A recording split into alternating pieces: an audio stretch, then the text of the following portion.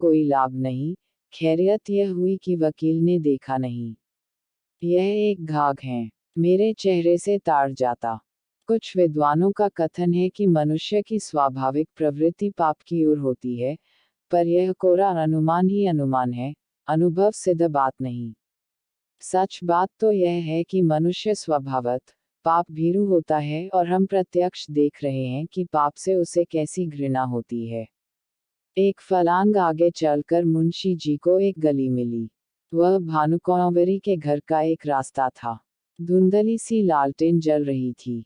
जैसा मुंशी जी ने अनुमान किया था, पहरेदार का पता न था। अस्तबल में चमारों के यहाँ नाच हो रहा था। कई चमारिनें बनाव सिंगार करके नाच रही थीं। चमार मृदंग बजा बजा कर गाते थे। नाही घरे श्याम, घेरी आए बदरा। सोवत रहें, सपन एक देखें, रामा। खुली गई नींद, धड़क गए कजरा। नाही घरे श्याम, घेरी आए बदरा। दोनों पहरेदार वही तमाशा देख रहे थे। मुंशी जी दबे पांव लालटेन के पास गए और जिस तरह बिल्ली चूहे पर झपटती है, उसी तरह उन्होंने झपट कर लालटेन को बुझा दिया। एक पड़ाव पूरा हो गया, पर वे उस कार्य को जितना दुष्कर समझते थे, उतना न जान पड़ा। हृदय कुछ मजबूत हुआ। दफ्तर के बरामदे में पहुंचे और खूब कान लगाकर आहट ली। चारों ओर सन्नाटा छाया हुआ था। केवल चमारों का कोलाहल सुनाई देता था। इस समय मुंशी जी के दिल में धड़कन थी, पर सिर धमधम कर रहा था। हाथ पांव कॉप रहे थे, सांस बड़े वेग से चल रही थी। शरीर का एक एक रोम, आँख और कान बना हुआ था। वे सजीवता की मूर्ति हो रहे थे। उनमें जितना पौरुष, जितनी चपलता, जितना साहस, जितनी चेतना, जितनी बुद्धि, जितना औसान था, वे सब इस वक्त सजग और सचेत होकर इच्छा शक्ति की सहायता कर रहे थे। दफ्तर के दरवाजे पर वही पुराना ताला लगा हुआ था। इसकी कुंजी आज बहुत तलाश करके वे बाजार से लाए थे। ताला खुल गया, किवाड़ों ने बहुत दबी जबान से प्रतिरोध किया। इस पर किसी ने ध्यान न दिया। मुंशी जी दफ्तर में दाखिल हुए। भीतर चिराग जल रहा था। मुंशी जी को देखकर उसने एक दफे सिर हिलाया, मानो उन्हें भीतर आने से रोका। मुंशी जी के पैर थर थर कॉप रहे थे। एडियां जमीन से उछली पड़ती थीं। पाप का बोझ उन्हें असह्य था।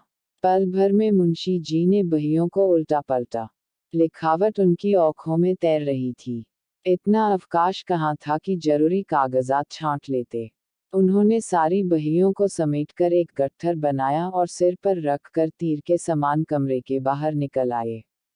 उस पाप की गठरी को लादे हुए वह अंधेरी गली से गायब हो गए। तंग, अंधेरी, दुर्गंधपूर्ण कीचड़ से भरी हुई गलियों में वे नंगे पांव, स्वार्थ, लोभ और कपट का बोझ लिए चले जाते थे। मानो पापमय आत्मा नरक की नालियों में बही चली जाती थी।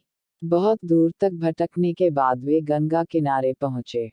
जिस तरह कलुषित हृदयों में कहीं कहीं धर्म का धुंधला प्रकाश रहता है, उसी तरह नदी की काली सतह पर तारे झिलमिला रहे थे।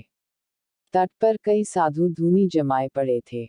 ज्ञान की ज्वाला मन की जगह बाहर दहक रही थी। मुंशी जी ने अपना गट्ठर उतारा और चादर से खूब मजबूत बांधकर बलपूर्वक नदी में फेंक दिया। सोती हुई लहरों में कुछ हलचल हुई और फिर सन्नाटा हो गया।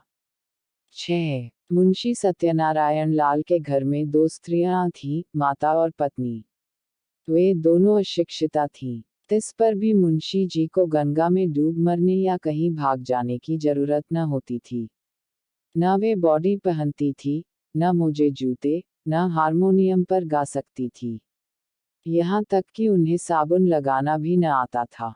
हेयरपिन, ब्रोचेज, जैकेट आदि परमावश्यक चीजों का तो नाम ही नहीं सुना था। बहू में आत्मसम्मान जरा भी नहीं था, न सास में आत्मगौरव का जोश। बहू अब तक सास की घुड़कियां भीगी बिल्ली की तरह सह लेती थी। हाँ मूर्खे। सास को बच्चे के नहलाने धुलाने, यहाँ तक कि घर में झाड़ू देने से भी घृणा न थी। हाँ ज्ञान अंधे। बहू स्त्री क्या थी, मिट्टी का लोंदा थी। एक पैसे की जरूरत होती तो सास से मांगती। सारांश है कि दोनों स्त्रियां अपने अधिकारों से बेखबर, अंधकार में पड़ी हुई पशुवत जीवन व्यतीत करती थी। ऐसी फूहड़ थी कि रोटियां भी अपने हाथों से बना लेती थी। कंजूसी के मारे दालमोट समोसे कभी बाजार से न मंगाती। आगरे वाले की दुकान की चीजें खाई होती तो उनका मजा जानती। बुढ़िया खूसट दवा दर्पण भी जानती थी। बैठी बैठी घास पात कूटा करती। मुंशी जी ने माँ के पास जाकर कहा, अम्मा अब क्या होगा? भानुकुँवरी ने मुझे जवाब दे दिया। माता ने घबरा कर पूछा, जवाब दे दिया? मुंशी, हाँ बिल्कुल बेकसूर।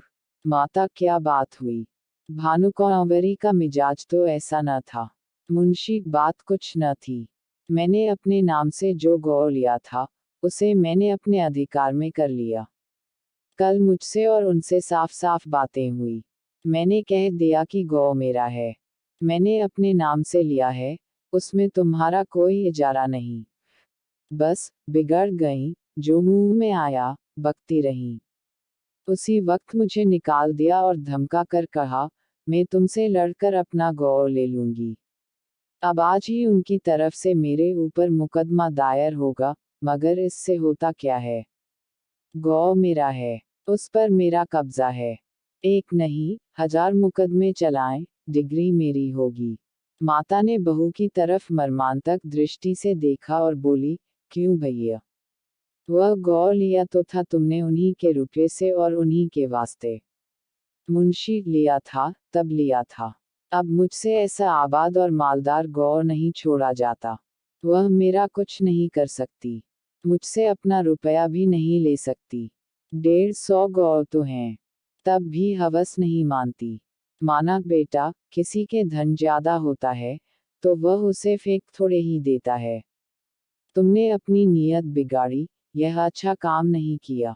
दुनिया तुम्हें क्या कहेगी? और दुनिया चाहे कहे या न कहे, तुमको भला ऐसा करना चाहिए कि जिसकी गोद में इतने दिन पले, जिसका इतने दिनों तक नमक खाया, अब उसी से दगा करो। नारायण ने तुम्हें क्या नहीं दिया? मजे से खाते हो, पहनते हो, घर में नारायण का दिया 4 पैसा है, बाल बच्चे हैं, और क्या चाहिए? मेरा कहना मानो, इस कलंक का टीका अपने माथे न लगाओ। यह अपजस मत लो। बरकत अपनी कमाई में होती है, हराम की कौड़ी कभी नहीं फलती। मुंशी, ऐसी बातें बहुत सुन चुका हूँ। दुनिया उन पर चलने लगे तो सारे काम बंद हो जाएं। मैंने इतने दिनों इनकी सेवा की, मेरी ही बदौलत ऐसे ऐसे 4-5 गौ बढ़ गए। जब तक पंडित जी थे, मेरी नीयत का मान था। मुझे औख में धूल डालने की जरूरत न थी, वे आप ही मेरी खातिर कर दिया करते थे। उन्हें मरे 8 साल हो गए, मगर मुसम्मात के एक बीड़े पान की कसम खाता हूँ, मेरी जात से उनको हजारों रुपये मासिक की बचत होती थी।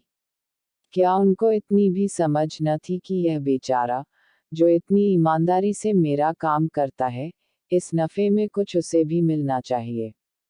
यह कह कर न दो, इनाम कह कर दो, किसी तरह दो तो, मगर वे तो समझती थी कि मैंने इसे 20 रुपये महीने पर मोल ले लिया है। मैंने 8 साल तक सब किया, अब क्या इसी 20 रुपये में गुलामी करता रहूं और अपने बच्चों को दूसरों का मुंह ताकने के लिए छोड़ जाऊं? अब मुझे यह अवसर मिला है, इसे क्यों छोऊं? जमींदारी की लालसा लिए हुए क्यों मरूं? जब तक जीऊंगा, खुद खाऊंगा। मेरे पीछे मेरे बच्चे चैन उड़ाएंगे। माता की आंखों में आंसू भर आए। बोली, बेटा, मैंने तुम्हारे मुंह से ऐसी बातें कभी नहीं सुनी थी, तुम्हें क्या हो गया है? तुम्हारे आगे बाल बच्चे हैं, आग में हाथ न डालो। बहू ने सास की ओर देखकर कहा, हमको ऐसा धन न चाहिए, हम अपनी दाल रोटी में मगन हैं। मुंशी, अच्छी बात है, तुम लोग रोटी दाल खाना, गाढ़ा पहनना, मुझे अब हलवे पूरी की इच्छा है। माता, यह अधर्म मुझसे न देखा जाएगा, मैं गंगा में डूब मरूंगी। पत्नी, तुम्हें यह सब कोटा बोना